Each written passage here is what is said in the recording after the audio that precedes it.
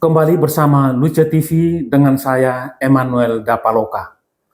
Kali ini adalah hari yang spesial untuk saya karena saya juga berjumpa dengan orang yang spesial. Spesialnya justru pada pelayanannya yang sangat bernapas panjang. Sudah hampir 50 tahun menjadi seorang pelayan dan ini tidak jemu-jemunya. Sampai saat ini kita lihat Oma Esther tetap bercahaya dan itu tentu saja karena penyertaan Tuhan Oma. Terima kasih ya Oma ya. Puji Tuhan. Dan persis karena itu Oma saya mau bertanya. Mengapa begitu betah melayani Tuhan hampir 50 tahun? Saya bersyukur dan berterima kasih kepada Tuhan Yesus karena Dia menyelamatkan saya. Dan keselamatan ini saya peroleh dan saya mau bersyukur dan berterima kasih. Apakah dapat saya buat untuk membalas kasih setia Tuhan. Sehingga saya mau ceritakan kepada semua orang agar mereka mengalami Yesus. Kalau tahu Yesus, semua orang tahu. Tetapi mengalami Dia di dalam kehidupan pribadi yang saya alami, saya rindu supaya orang lain juga mengalami yang sama. Menikmati hadirat Tuhan dalam hidup kita. Kasih Tuhan yang semacam apa persisnya yang Oma alami dan kemudian mau dibagikan kepada sesama? Pertama, saya yakin dan percaya dosa saya diampuni. Kan kalau orang merasa berdosa terus, tertuduh terus, iblis kan ahli dalam hal menuduh. Kita nggak bebas. Tapi ketika saya terima Yesus sebagai Tuhan dan Juru Selamat, saya sungguh mengalami bebas. Di dalam gereja Katolik kan ada pengakuan dosa. Itu pun saya lakukan, namun saya belum mengalami Kristus. Tetapi ketika saya masuk di dalam pembaharuan karismatik, itu yang saya alami. Saya rasa sungguh Tuhan mengampuni saya dan mengasihi saya. Jadi di mata Tuhan saya berarti, saya berharga dan Dia kasihi saya. Itu saya alami. Bagaimana situasi kungkungan, kesalahan, dosa dan sebagainya yang Oma rasakan sehingga perlu mengambil sebuah langkah agar mengalami pembebasan itu? Nah, sebelum saya masuk dalam pembaharuan ini, tentu kita masuk gereja, kita mengaku dosa, tapi rutin-rutin yang kering gitu. Itu bukan salah gereja, itu salah saya. Salah saya. Tetapi ketika saya masuk di dalam pembaharuan ini, saya kayaknya Tuhan sapa saya, Tuhan sayang saya. Itu saya mengalami secara pribadi di mana, aduh terima kasih Tuhan, dosaku sudah diampuni. Kan setiap orang ada dosa.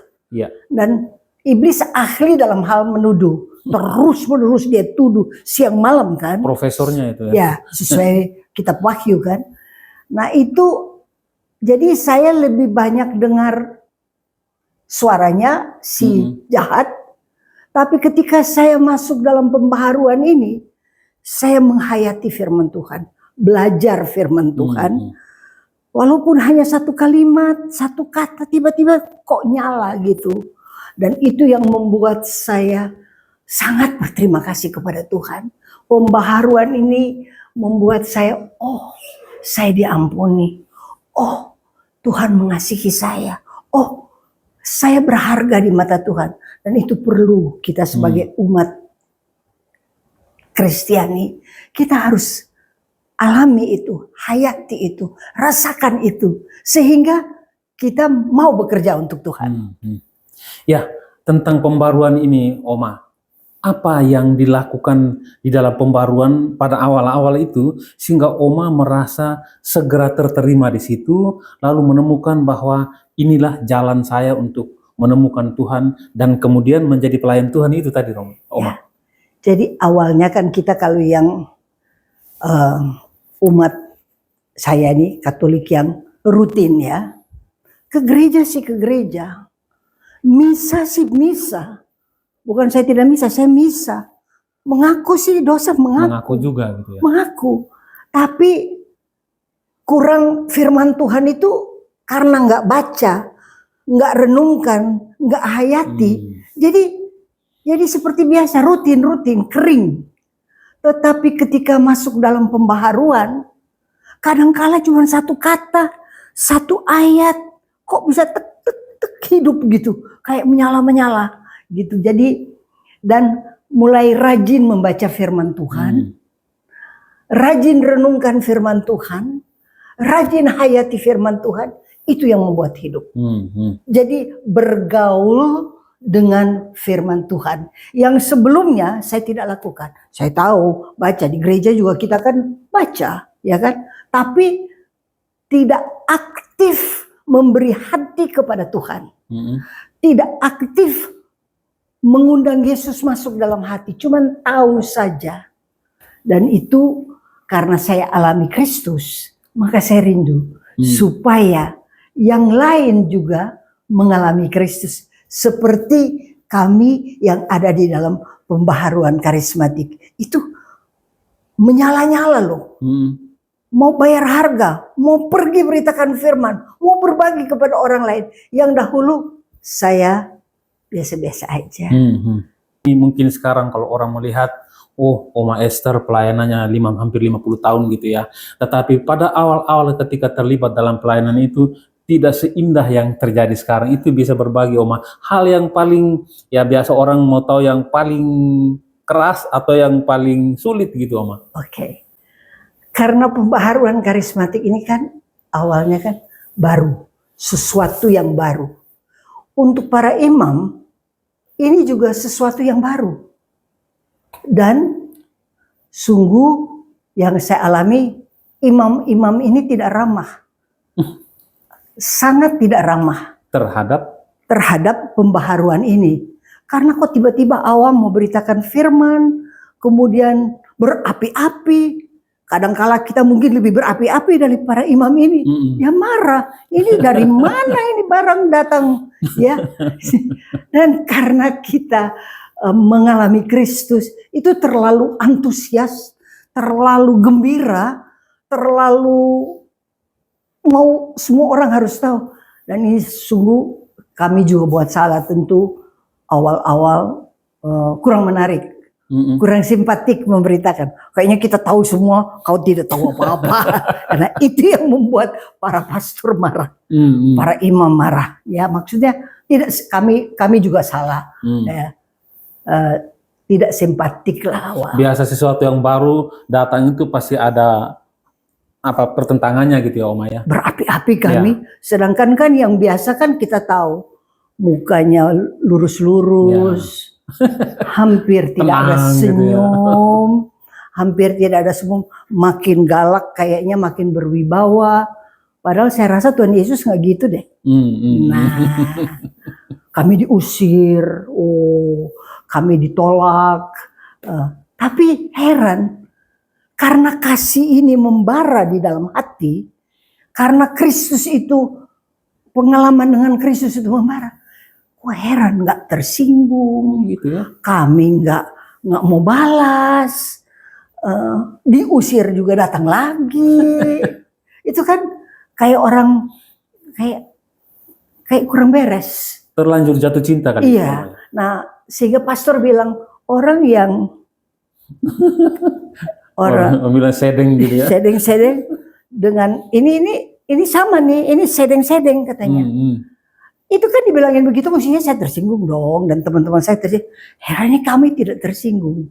Nggak apa-apa deh dibilangin apa, Tuhan Yesus juga dibilangin segala macam, dia maju terus. Jadi kita selalu bandingkan dengan Tuhan. Tuhan juga dulu diusir, Tuhan juga dulu tidak diterima. Kita sama begitulah. Ya, tetapi untuk sampai pada sebuah kematangan kesadaran semacam itu, bahwa saya begitu pun nggak apa-apa, Tuhan Yesus juga begitu, itu butuh waktu berapa lama, Oma? Nggak lama. Nggak lama ya? Nggak lama, karena kan waktu awal pembaharuan itu kita awam nih hanya sedikit kan. Cuman karena tiap hari bergaul dengan firman, baca. Dulu kan nggak pernah, kami dari dulu nggak baca, nggak giat baca, nggak gemar membaca firman Sebelumnya Tuhan. maksudnya. Sebelumnya nggak gemar, cuman ke gereja aja biasa saja. Tapi setelah pembaharuan ini, kok gemar baca, giat membaca, giat renungkan, dan suka sekali berdoa. Berdoa itu kan ngobrol sama Tuhan. Suka sekali berdoa, baca firman Tuhan. Jadi hidup itu, firman itu hidup. Nah itulah yang membuat kami mungkin tahan uji ketika tidak diterima. Tahan uji ketika ditolak. Tahan uji ketika mereka tidak ramah terhadap kami. Kadang-kali menangis sih, kadang-kala menangis juga. Kok begini? Kok nggak seperti Tuhan Yesus ya mereka ya? Kan bukannya mereka itu imam. Tapi lama-lama saya juga mengerti. Mereka kan menggembalakan domba-domba. Mereka tidak mau domba-domba mereka sesat. Karena datang pembaharuan ini kan seolah-olah menyesatkan. Itulah, jadi kami juga dapat pengertian. Mereka sebetulnya sedang melakukan tugas yang benar. Membimbing,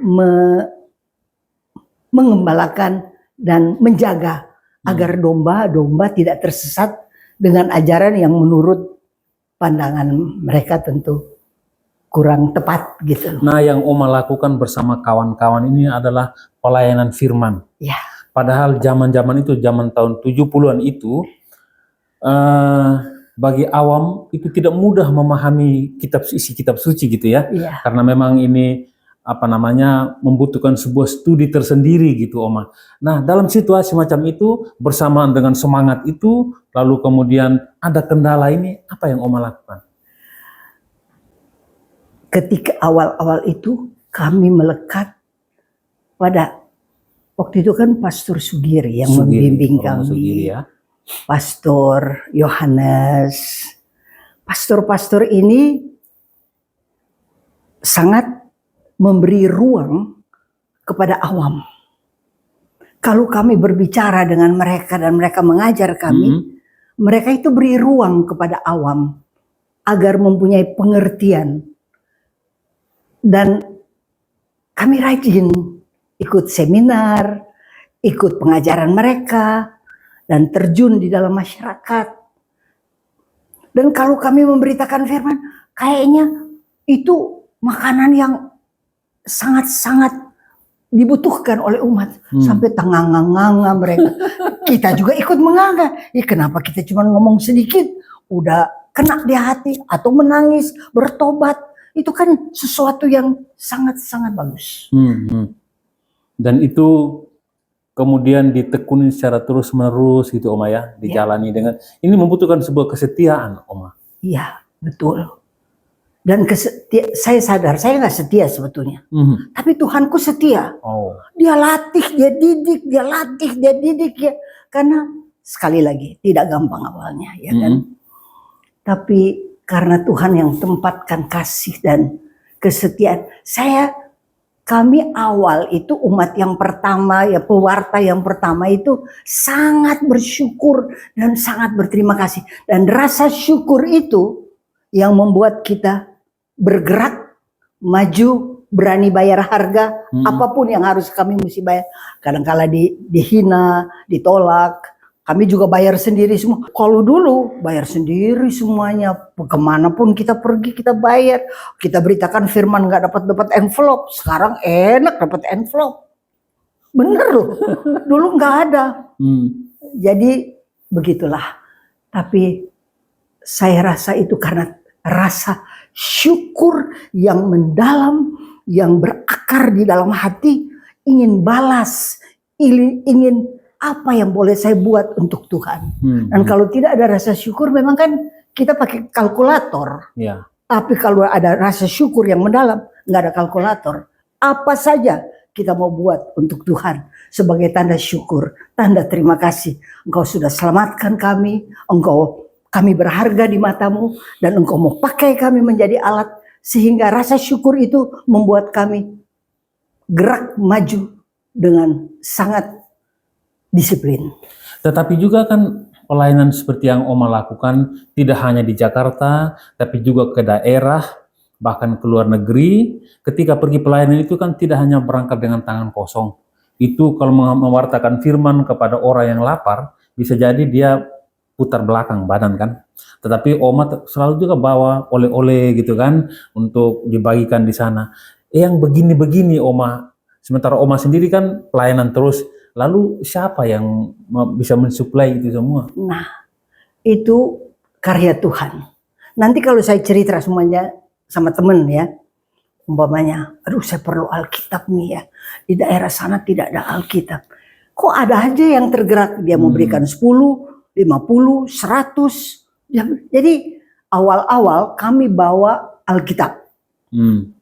Agar dapat membagi kepada umat, supaya mereka bukan hanya dengar, tapi mereka baca seperti kami. Nah, kemudian kami dahulu kumpulkan, andai kan kami ke daerah, jadi kami lihat kan mereka pakaiannya kan kasihan gitu. Awalnya kami kumpulkan pakaian yang layak pakai. Tapi lama-lama kan sebelum kita bawa yang layak pakai, kita kan periksa dulu. Periksa dulu ya. Aduh, itu sudah tidak layak. Jadi apa yang kami lakukan? Kami beli baru. Kaos-kaos baru kami beli ya, dengan uang yang ada pada kami beli, kami bawa. Kemudian kami lakukan medis gratis. Dokter siapa yang mau ikut, pelayanan mana kita pergi untuk melayani secara medis. Rohani mereka disembuhkan, tapi kan ada juga yang harus dilayani penyakit raganya gitu ya. Penyakit raganya. Jadi kami bawa dokter, kami bawa obat. Jadi itu kita kerjasama dengan berbagai orang yang juga tergerak mau ambil bagian di dalam pekerjaan Tuhan, sehingga mereka ulurkan tangan untuk siap memberi dengan apa yang mereka bisa beri. Jadi kami bawa ini, kami kumpulkan sekian banyak, lantas pergi. Gitulah. Sampai pada pelayanan yang sekian tahun ini Oma, hampir 50 tahun.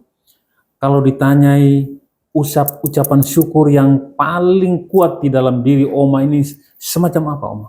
Ucapan syukurnya?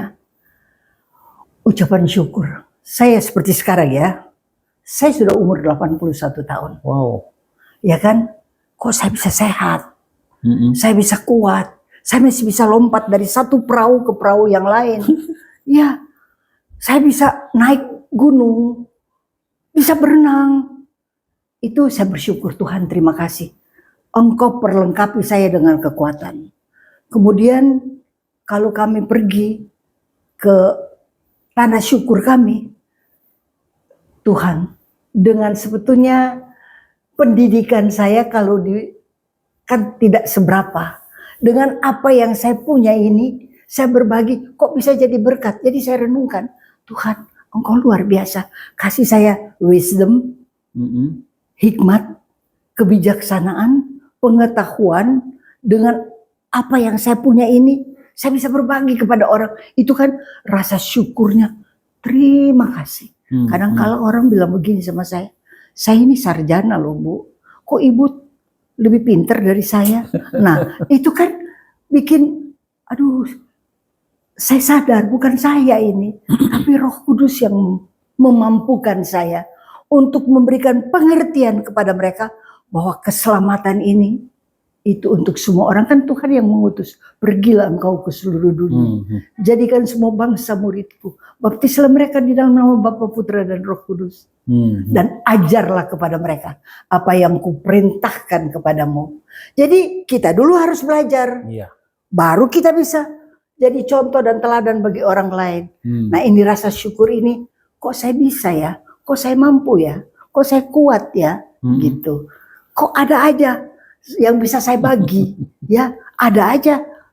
Dan kalau kita dibaharui, nggak pelit loh. Kami nggak pelit. Dengan waktu kami tidak pelit, dengan tenaga kami tidak pelit, dengan uang yang apa yang ada pada kami, yang kami terima, kami tidak pelit, kami bagi juga. Dalam pelayanan-pelayanan ke daerah tentu ada pengalaman yang menegangkan begitu ya, bikin stres juga kadang-kadang, bisa berbagi itu. Yang paling membuat Oma, kok begini sih gitu apa Oma? Ya, ya kadang ini pengalaman aja ya.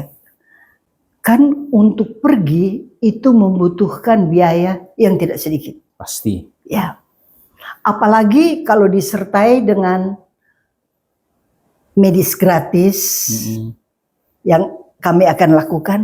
Satu waktu kami diundang ke Sumatera. Kemudian akan terus ke Nias. Panitia di sana sudah siap untuk menerima kami. Mau ada kebangunan rohani di Medan dan terus sampai ke Nias. Tapi kok ada orang yang menjanjikan kami, dia akan memberi katanya. Tapi tunggu. Janji itu nggak dikabulkan. Pertama dia bilang dia kasih nomor telepon, ini telepon saja. Kami telepon dia masih angkat.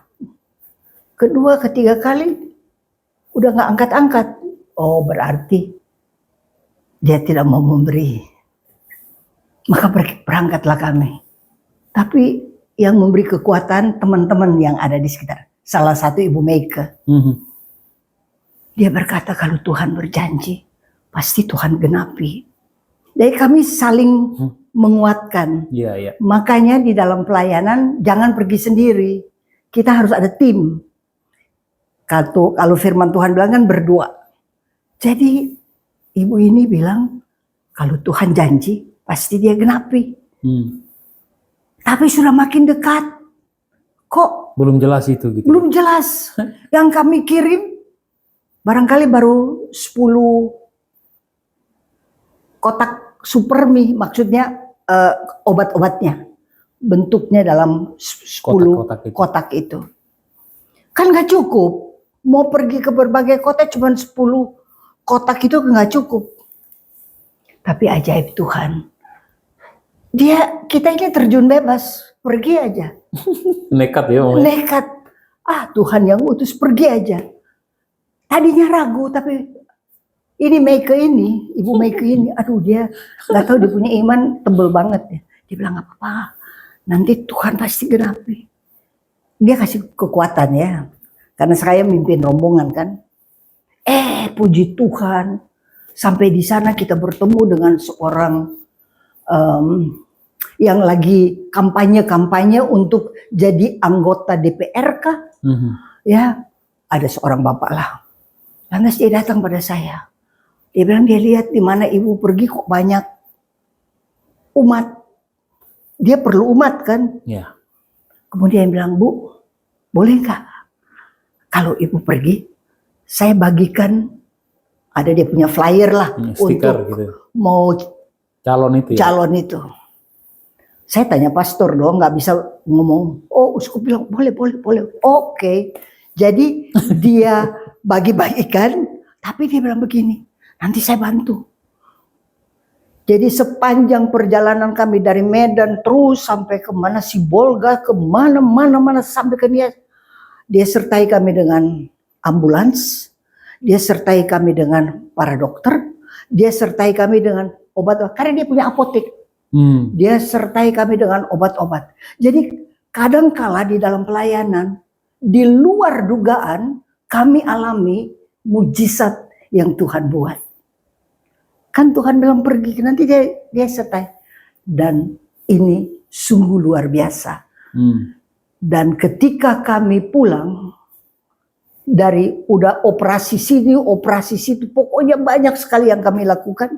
Ketika kami pulang, kotak yang kami bawa pulang, sisanya 12 kotak. 12 bakul. 12 bakul. Kan ajaib Tuhan itu. Kami bawa pulang 12 bakul. Ajaib kan? Pasiennya 10.000. Sampai ke perbatasan Aceh sana kami pergi. Waduh, dan tim yang kami bawa, ada kalau kita pergi ke desa ya, kalau kan mereka kalau boleh kan semua diancam-ancam.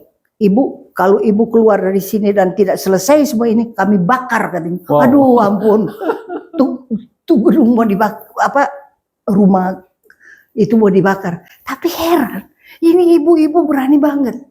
Mau dibakar ke, mau diapa, pergi aja. Nah Memang. itu ya, kasih mula-mula. Jadi kami makin mengerti awal daripada pelayanan, para murid mau dibakar juga oke, mau dirajam juga oke, mau dipukul juga oke, ya kan? Lihat baca Alkitab, Iya. itu kami alami. Hampir semua murid Yesus Murid begitu Yesus kan begitu. Jadi kami alami, berani bayar harga. Mengapa? Karena rasa syukur yang mendalam tertanam di dalam hati. Apa yang dapat kami buat untuk Tuhan?